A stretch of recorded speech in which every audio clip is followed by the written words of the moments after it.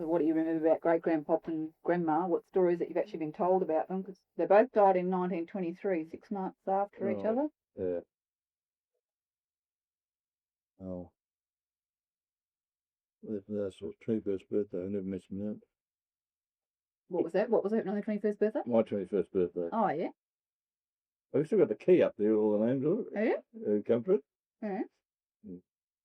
And you stagger when you look at them. Something like, gee, was he there? Was she there? Or who there? Was he there? All your old girlfriends. Oh, Keith Simcoe's there. He's not here in the morning. Oh, yeah. Did you actually have a party? Yeah. Yeah. I was gonna... You got to go? Yeah, come. Oh, right. I didn't know you had a No, gun. it's okay. Just a Sorry. dribble. Yeah, it was just some of the things that happened during my life. I said that I went to CBC and when I got married and so forth. And another one was my 21st birthday. I'll never forget that day. It was, well, Dad wasn't here then. He was away at the time. He couldn't manage to present me with a watch. My first watch I ever had was on my 21st birthday. Oh, nowadays the kids get on when about 2 or 3 years old or younger. And I know, well, that would have been on the 24th of July. Uncle Jack come up to, and we invited Alan Drays to come with him. And we spent the afternoon having a look through the rams, so forth and so on, having tea. And because I know Uncle Jack made the presentation to me afterwards. But yes, we would have had the party there on the front lawn of the house, no beer, a few cool drinks. And of all us grown up kids, we were playing Ringy Ringy Rosie on the lawn. Amazing. At 21. I can remember the playing anything. I remember the hokey pokey. Yeah. You used to do the old hokey pokey. They don't do that anymore, do they? Didn't you say that on your 18th birthday, all your 18 mobs were playing hide and seek in the loopings? Well, yeah, we're out. Ernie said that I couldn't have done this gate post for Manor Farm on the 18th of my birthday. When I looked up the calendar, Friday the 24th would have been my birthday, and we would have had the party on the Sunday. And on the Sunday in July, we'd be pretty big boys then. We'd run around hiding in lupins over in the paddock over here, so the lupins must have been pretty high at that time of the year.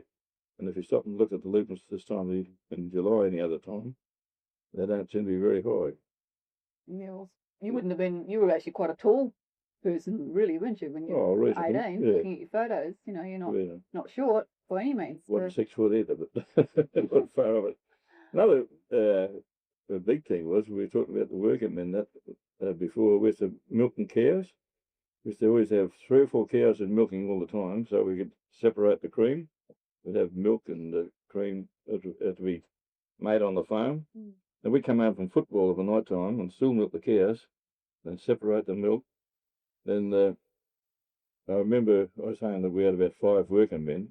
Well, during the summer months, we'd be down, even in the heat like it is today, we'd be swinging axes down on the thicket, cutting jamwood, because you had to cut the jamwood or the firewood, store it up in the summer months for the winter months, because you couldn't get down in the paddock for bog and so forth. And that was always a big job after Christmas when you got back to work again. You'd go and get the 12 months supply of wood in. Yeah, the milk and the cow, that was good fun, because I remember we used to have 5 tins of jam a week for the 5 days, and we'd nearly, well, if a nice jam we like come on the table, black currant or something like that, it'd be a loaf of bread and because the cream didn't count, we separate the cream, we just put it on about half an inch thick on each piece of bread. Oh, yeah. And we used to live in luxury, but I know if a good tin of jam come on the table, it wouldn't last for one meal. We only had cold meat and jam that for dinner. You go through 5 tins of jam a week. Far out. Yeah, that was a standard order, 5 tins of jam.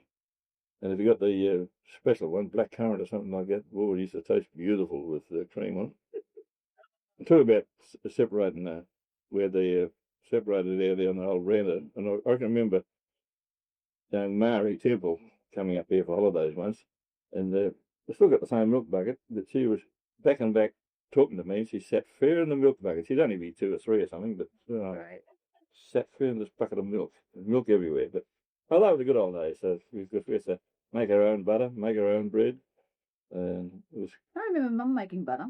Getting down Yeah, there and slapping it around and pounding it and make it. splattering everywhere. Oh, Yeah, you put the butter in the remember show, then if you're any good at making it. Yeah. Another thing I liked in later years too is when we joined the Lions Club. So well, that's over the 21 years now. So it was about 1970. And you're a life member of the Lions Club now, aren't you? No, you don't get a life membership at the Lions Club. Oh, isn't it? No. But how long have you been in the Lions Club for? 20 years. 20 years. That's it. I was a foundation member, charter member. Oh, right. And we've been going, this coming Christmas will be 22 years. And when they had the big night for the 20th year of the Lions Club, that was the night that I was in hospital in St. Anne's getting my arm done. So I didn't get to the big function. So what did you actually have done with your arm? Don't you know? That is a stainless steel keg, I suppose you call, stuck in my shoulder bit. I had arthritis on my arm, and the stainless steel. So when did you get that done? What was the date again? 1st of November, 1971. 1991. 1990. What did I say? 1990. Let's get a bit out. It was 91, wasn't it? That's right. 90. Yeah, it would have been 90. Oh, yeah. You're right too. Yeah, 90. 1st of November 1990. Yeah, that's right. Yeah, because that's what I say. 12 months ago. Yeah. That's 20 years since we were in the Lions Club. 21, 22 came up this December. So did you end up celebrating your 20 years? Did you come back and... No, I wasn't allowed to. The doctor wouldn't let me out of hospital. He said, I wanted to come back. He said, you stop here. So, I was under surveillance down there. So that ends that little episode. Yeah. Yes, I worked alongside of Dad, not for very long, though, as you know, because he took sick the same year as I turned 18. But I can remember being out in the thicket paddock one day, cutting posts with an old axe. We used to cut a lot of jam posts. And I saw him carry 10 5'6" wooden jam posts out of the thicket on his shoulders. And I've even tried to carry 3 or 4, and I can't. I nearly fall over backwards. But he carried 10 out this day in one load. I thought that was amazing. Oh.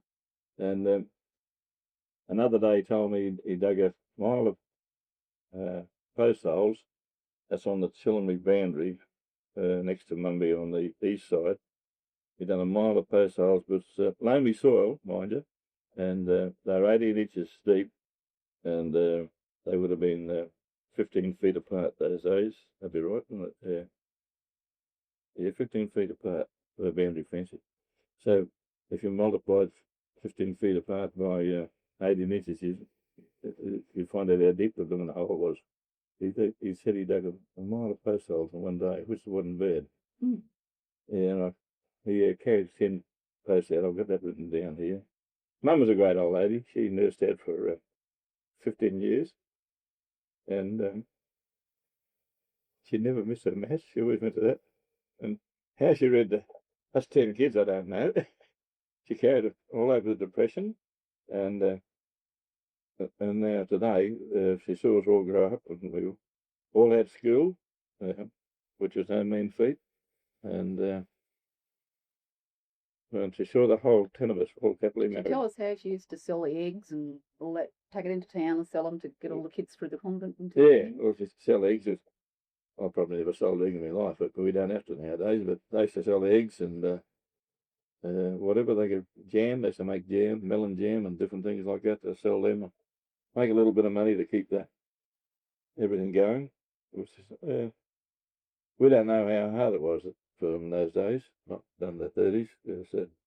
You talk to a lot of the old people, that's all they can remember. And you wouldn't be allowed to buy meat. You all had to eat it off the farm, eat rabbits, roos, whatever you could, just to keep yourself going.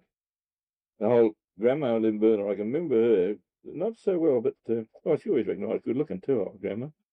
And I remember playing cards with her, and she left me that little pack of cards, and I think I handed them to you, didn't I? Yeah, I've got them now. And but the main thing I remember her was one morning we were having toast, and it was burnt, and I wouldn't eat it, but by gee, she stuffed it down my neck and made me eat it. So I've never eaten bird toast since.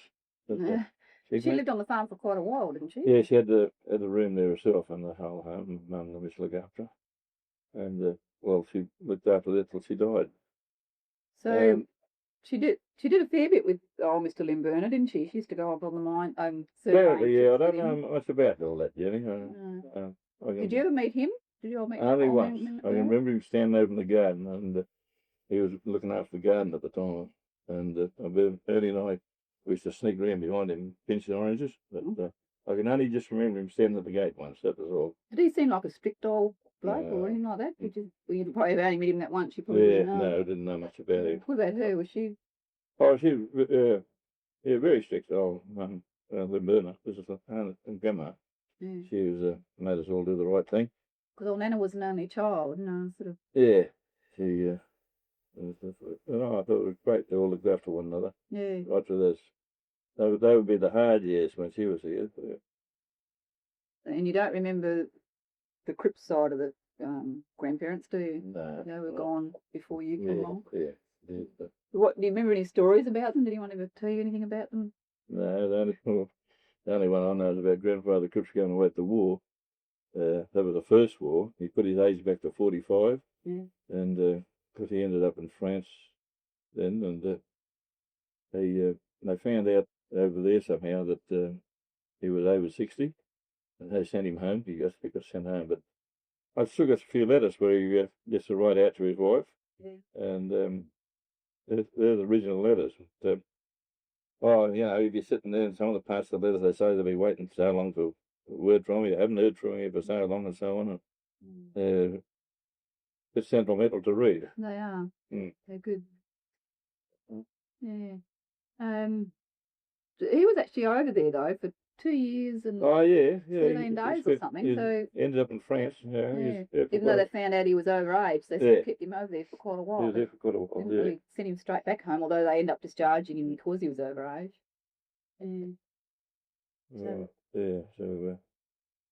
I can remember that burnt taste. I can still taste it. I'll go back. I think old Michael Cripps used to like his burnt toast. Yeah. Whiten your teeth up.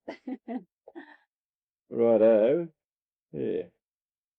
So, I mentioned my first vehicle, wasn't it? Austin Ute, I said. Austin Ute, yeah. 1950 we got that, didn't it? I would have been 26 then. And we used to have the family car, which was the Chevy 6 1936 model. Yeah. I'm sure the number plate was NR136. That was actually a Ute, you said, wasn't it? No, that was a Chev car. Was that black? No, green Chev was. I remember a black car with red seats. Oh, that was my black DeSoto. Yeah, I would have bought. That was quite a funny interesting too. I bought that in 1954. I was at the Royal Show, and I ordered this. Well, one of the blokes said to me, "Why didn't I buy one?" I don't know what the price of it was. What was it called? DeSoto. DeSoto. DeSoto. What do you spell that? I don't know. DeSoto. It's DESOTO. Yeah. And anyway, I ordered my car. When I went around to pick it up, they said, "Cripps has taken his car."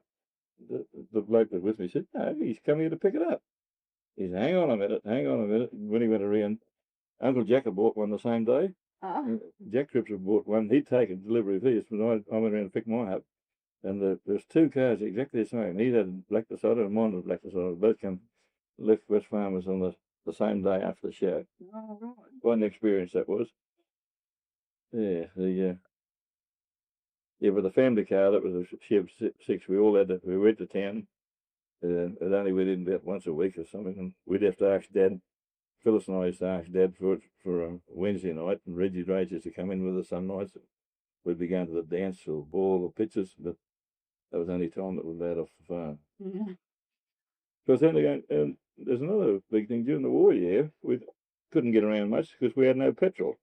We were all rationed on petrol, and when they sent forms out for you to fill in, and Dad been very strict and very particular with his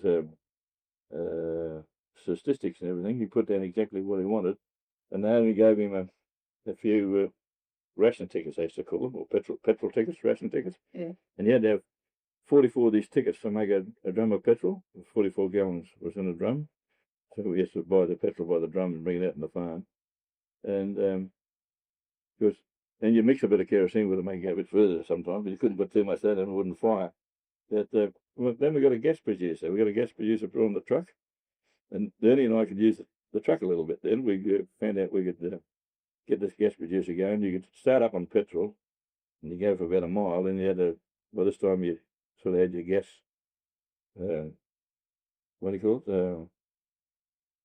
Charcoal burner, gas producer. Oh, gas right, producer yeah. is the word.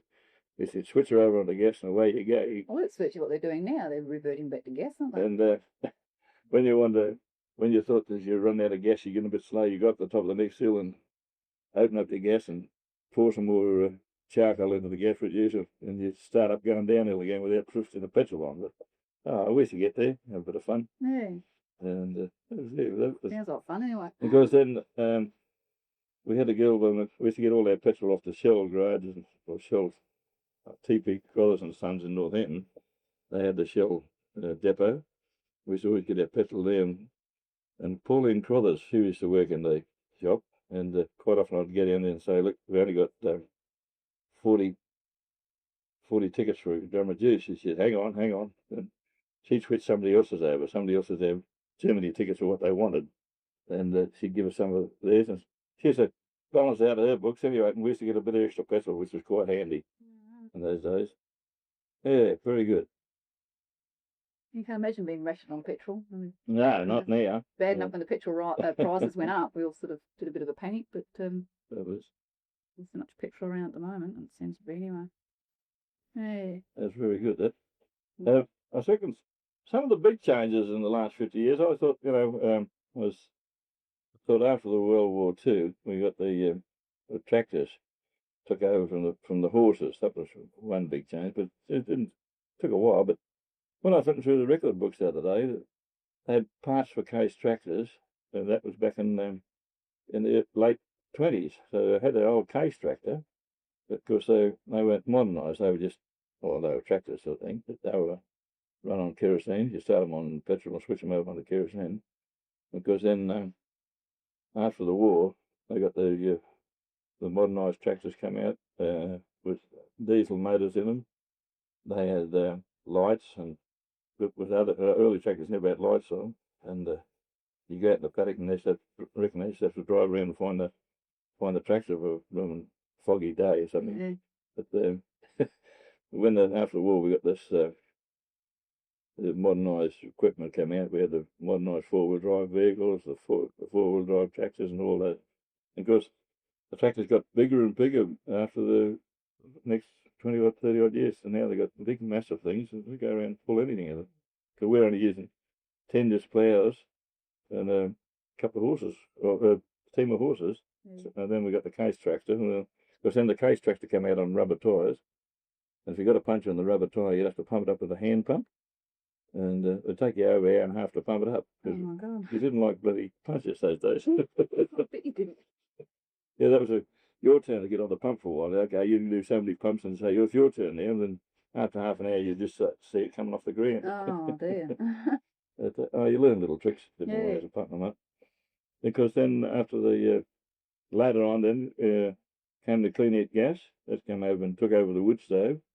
We didn't have to have the wood to get up early in the morning and light the fire. You could just walk into the house and switch the gas on. Well, that was a great thing that came into when the clean heat gas came in. Then another one was the SEC. When that came through, they give us all our electric power for fridges and so forth. And then the telecom come away and done away with the party lines. And the things have slowly progressed. You can see it. Another big one was we're looking for water from the sampling blocks. By this time, the sampling blocks were just starting to be cleared, and after the 1950s, they were starting to clear the sampling blocks, and we had to find water. And they were putting down boreholes, and you'd put a borehole down in one paddock, and you'd have it over the next paddock. But nowadays, you put a borehole down, they got the poly pipe, and you can lay this poly pipe for miles. They either push it through with a windmill or siphon it off a hill. You pump up to the top of the hill and sighting it down. So you don't have to have a borehole in every paddock. You can pipeline polypipe into the next paddock. And a paddock's no good to you unless it's got water in it. That's one of the big things we learned, is having a paddock fenced off with no water in it. It's no good to you unless it's got water in it. Otherwise you can't use it in the summer times. But how did you use to find water? What was the word? Divine it. Divine it. Yeah. Well, lots of times in the red ground here they didn't divine water, I think. Blackfellas used to pick it up with the gum trees, I think. Yeah. How did you divine it? What was it? It was the forked stick. Stick, wasn't it? Yeah, and just... but only certain people could do that. Yeah, won't work for me. Work for different ones. I thought it did work for you. No, won't work for me at all. You used to pull it tight. Yeah. And then that way, wasn't it? To turn your hands inside out, and have a wattle stick. And then you go along and then suddenly start to turn down. Some use it with wire. Some have wire. Some have copper wire.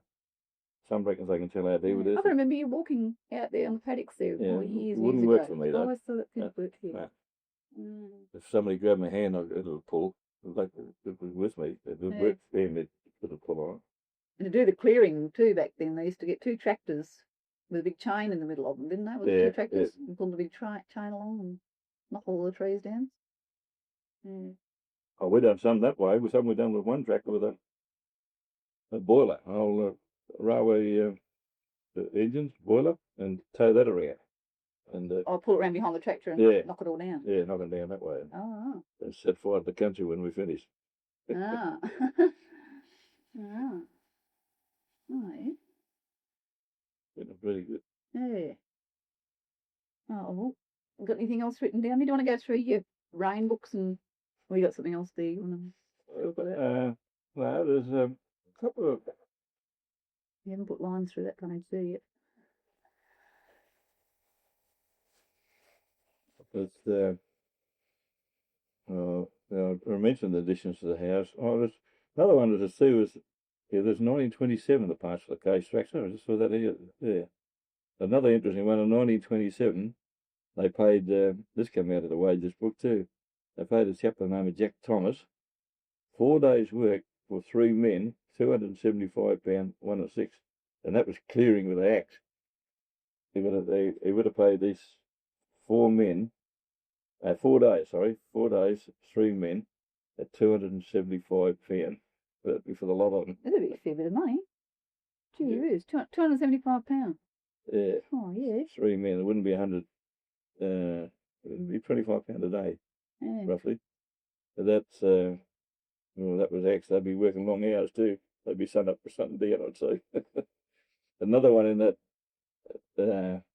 They must have let a man and a horse to the Northampton Shire. I think it was only for 1 day. Northampton Road Board it would have been called those days. And then a man and a horse for £2.5. He must have done some work on the road. All right. Yeah. That was you actually did that, or was it Pop Cripps? No, it was in 1927. Yeah. Oh right. Yeah, we Cripps brothers for those days. Oh.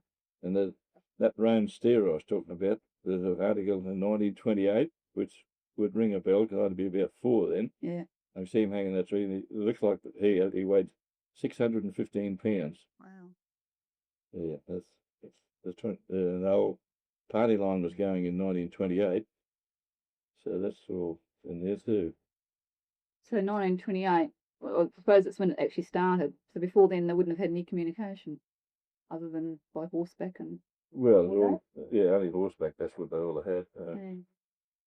Ernie reckons that when Dad used to go sandalwooding up over the Mersey, when he got to Adjun, he used to light a fire. Yeah. And they'd see the fire from Mumby here, and it reckons it's taken 3 days to get from Adjun down here with the wagons. All right. They're on the way home. They can see the smoke. That old paper that I was reading yesterday, they're trying to stop the sandalwooding back in 1882. Mentioned over there. Well, there's sandalwood going on now up in that Mersey, isn't there? Something came over the news the other day. Oh, right. They're saying how you weren't allowed to do any more sandalwooding within a 40-mile radius of the town of Northampton. Oh, yeah. And that was going to put a lot of people out. I don't think there's any sandalwood here. No, well, it's I don't even know what it is. What it actually is? Is it a plant or a tree or? A tree. Yeah, it's right. Trees, essence. So out of the actual trunk or the branches or something, where the leaves. It's dead wood. The snow comes down with dead wood. and they make an essence out of it, because it seems like they used to use it for wrong things. Oh, a bit like, I suppose, drugs nowadays or something. What does it say here? But they're still cutting it up at Kalgoorlie. Idolatrous worship, so it says. Our sandalwood trade appears to be largely increasing, and I notice large quantities of this valuable staple art en route to the railway station. It is fortunate for many that they had this resource to fall back upon in the bad seasons, which was becoming the rule in the Sorvex North. It is satisfactory too to note that the Bosch so often talked about as to the sinfulness of exporting of an article which is used by a berighted heathen in their idolatrous worship does not much affect either sandalwood cutters or exporters. The principal firm here offer every inducement for the fostering of this trade. A steady, hard-working man can soon acquire a little property in this line, as he will be supplied with a complete team without any outlay on his part of a single penny, sandalwood being taken in payment. By this liberal arrangement, a man is soon enabled to pay off the value of the team when he becomes its owner. With no better start than a good team, many of our colonials have risen to positions of competence and even wealth. To many of these, however, are apt to speak ill of the bridge that carried them this far. I thought that was a bit out of the old 1882 paper. So they must have used the essence to sort of whiff or drink or or something. I don't know. They're sort of saying, Right. Okay. Yeah. What do I just? Yeah, we'll just read a bit from those diary. Have a look here. Yeah, I've got a bit written down here, but 76. Right. The rainfall in 76 was. Hang on, Charlie. You got it here somewhere. Yeah, it was a drought year. It was the first drought year it had since in our time. 1914 was a drought year in the old records. That was they had 749 points there. 1914 had 759 points. Sorry, that's going back to old scale points. 759 points. That was the drought in 1914. And when it came to 1976, this was the first drought that this younger generation that ran into. Mm-hmm. And there was a big panic on. Well, not a big panic, I suppose, but everyone was wondering how you could feed your sheep and what you could do and what you couldn't do. And someone said, well, the first thing you do is start killing off your lambs. Well, we should kill off the weak ones, but then we suddenly realised we were doing the wrong thing, but we found different ways of carrying them through. Then the next year was, what do we get up to? We had that was a drought. Then this is 1977 was, we had 769 points. 769 points. Well, that led from the drought, that's right. It was on Christmas Day.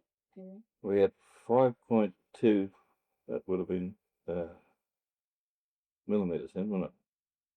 And I know that took us over the drought. We're equal with the drought till we got that rain on Christmas Day. That's very rare, having rain on Christmas Day, isn't it? Yeah, well, it was measured on Boxing Day, so it would have been Christmas Day. Yeah. I know, I went out and read it and I said, well, that breaks the record. It's not a drought. Right. So I had a bottle of it. Yeah, that was, that's going back there. Then, of course, then the following year was when we had Alvey come through on the 4th of April, 78, because after 2 dry years, we had the country was very bare, and Alvey comes through, and I remember sitting at this table here in the kitchen where we are now, and looking out the door, and I couldn't see the scrub, just those hedge there. It was that dusty. That was about 9:30 in the morning, and the wind kept up from the northwest till about 2 o'clock or 1 o'clock in the afternoon. Then we had about 10 or 12 points of rain, which dampened the dust down. But the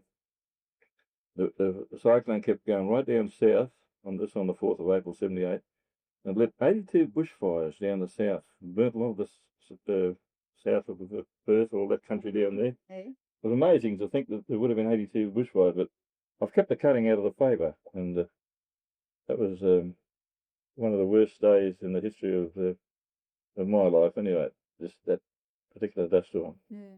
And talking about fires, the old train used to come up on the railway line to Ogilvy. They just were coming over the World Sand Plant. There's a bit of a climb there, and all the old fellas used to say, get ready, because the old train of a hot day, she'd chuck out a bit of coal and set fire to the country. And I can remember, because those days they wouldn't have it, all you had was a wet bag and a bit of gum tree to put a fire out with. We never had knapsacks or any of those sort of things. Oh, Wet, she's all wet bags. So, and the fire burnt right from Ogilvie right into Mumby Stone Tank out here, which would have been about 5 miles. But it took us 7 days to come in there, but they just let it come in and had no means of ways of putting it out. I still remember the logs being alight there, but you had no sheep or cattle or anything out there at that time, so it didn't really matter. Might not have been taken up that country. Right. But that was one of the things. And of course, then we had Hazel on the 14th of March 79. I think we put that down. So it was 79. Yeah, I think it was 1979. Yep. Yeah, and that was. I went to the beach that day, and I got a message through on the 15th to say that part of the roof had gone off Mumby and this and that. That was advertised over the ABC radio, wasn't it? Yeah, we weren't supposed to put it over the ABC, but Pat got it put over, and I told her I'd be listening in if there's any emergency calls, and that would happen to be one of them. Yeah. It took me all day to get home. It was at 4 o'clock in the afternoon by the time I got home. The Jeep wouldn't start out there, and the water was all flooded, the country was flooded. So what did you think when you came in off the track and saw the sheds and it all? Oh, I couldn't do much. I just said, well, don't panic, we'll clean up tomorrow. And yeah, that was quite a feat, that was. I got another interesting one was in 1963, we had a record May rainfall. We had 771 points in May, which was a record, and that's a lot of rain for 1 month. Also, another thing I picked out of the rainfall books there was Dad had been recording rain for over 50 years. Now, he was rewarded with a plaque. It was the first plaque to be handed out in West Australia. He was the first one in West Australia to get a 50 years award for one person looking after the rainfall and returning to the meteorology, the records for the rain. So 50 years. It was quite a. When you were given that. Dad wasn't alive. That was the year, didn't he? The picture and the plaque up there on top of the fridge. That's the plaque on top of the fridge there. Just offhand, I can't remember the year. But Dad wasn't alive. But I remember the Shire writing to myself and Mum and Pat, and we all went into a dinner at the Midland Hotel. Yeah, a few of us went to that because I remember going there too. You went there. I was married then. Bob and I both came. Yeah. And that was the first one in West Australia. There've been quite a few given out since, but that was the first one. And I'm very rapt to think that old Dad has done 50 years service. And it won't be long now before we get 100 years service, will it now? Doesn't it? She gives the date. It says from 1902 to 1955. But does it say the date you're actually giving it? The date she got it to. Have a look at that wages book on top there. Just see this letter right in front of us. Top one? Yeah, I think the top one on the front page. So try the next page. Oh, I'm in the wrong book, I think. On there, that letter? Yeah, that's it. No, that's not it. No. That's another. No.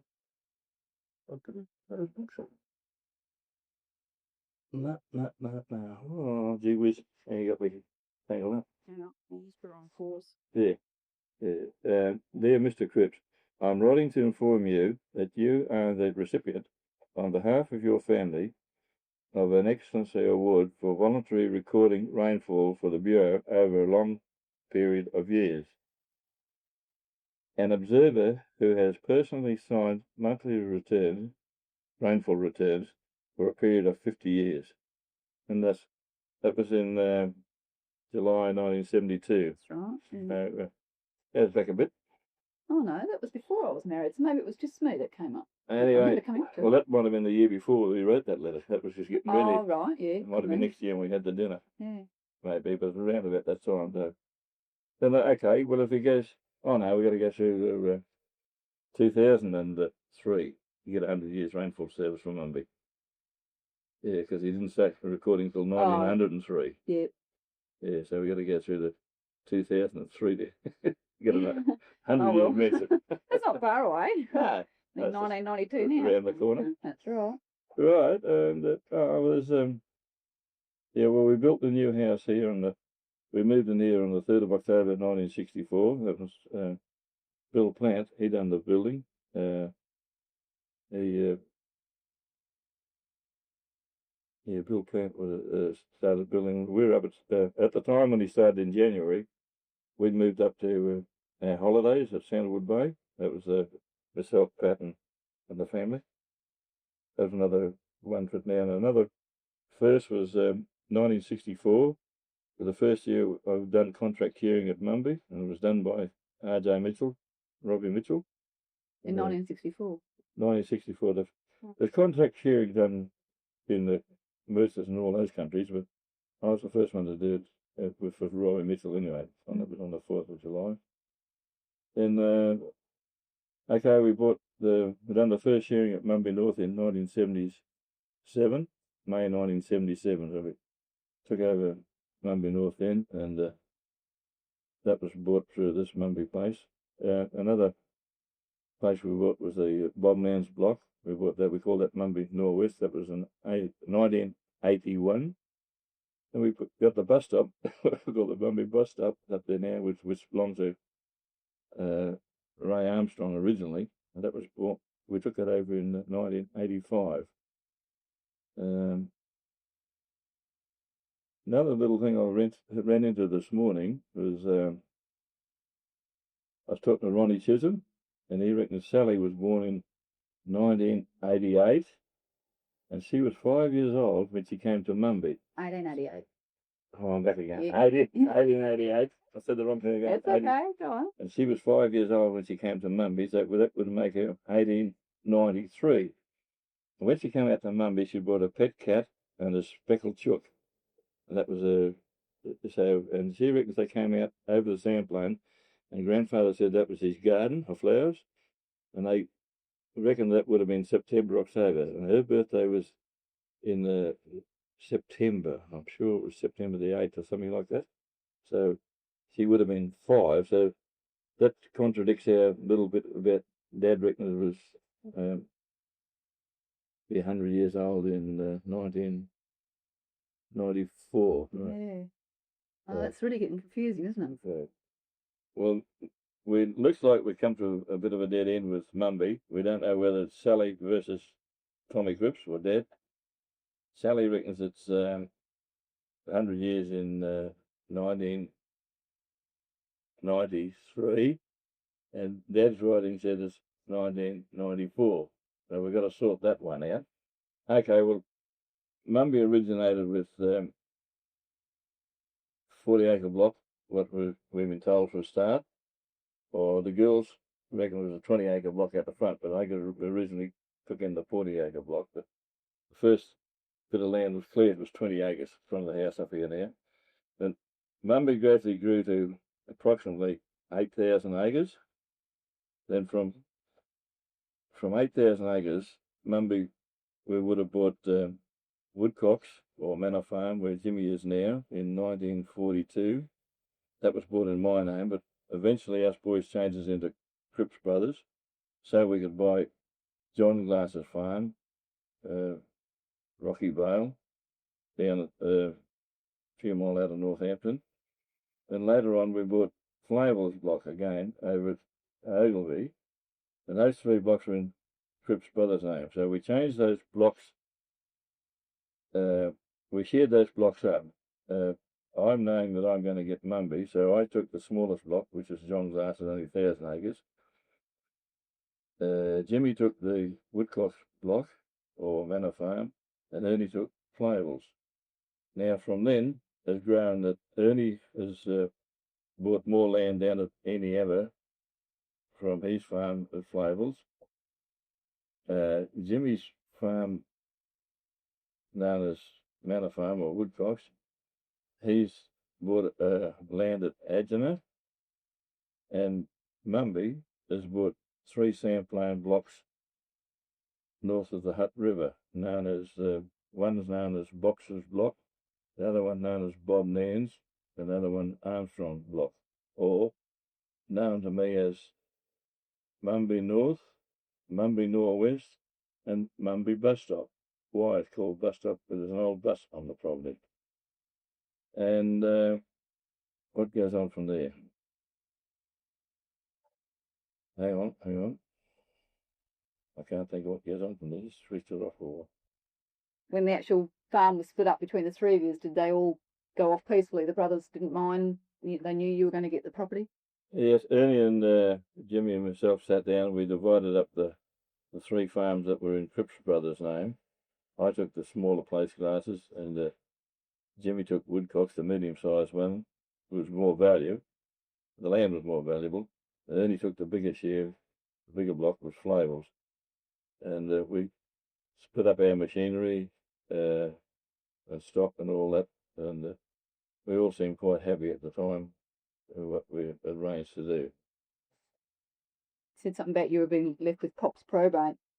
Oh, yes, and it was when I virtually knew that Dad had put me in a share in Mumby with Mum, and that's when I first found out that I'd be looked like taking over managing Mumby. So when he died, I had to borrow £12,000 for probate. It wasn't all probate. A lot of it was a few dollars or a few pounds, it would have been those days, to the girls and so on. But it only lasted a few years that I paid that money off. But I could have paid it off a few years ago, but I was advised not to, and I eventually cleared that probate debt. Okay. Well, so what message are you going to pass on to your grandkids? Well, as I say, for the grandkids, all I can say is more etiquette and manners. If they got manners and etiquette, they'll go a long way. Okay. That's great.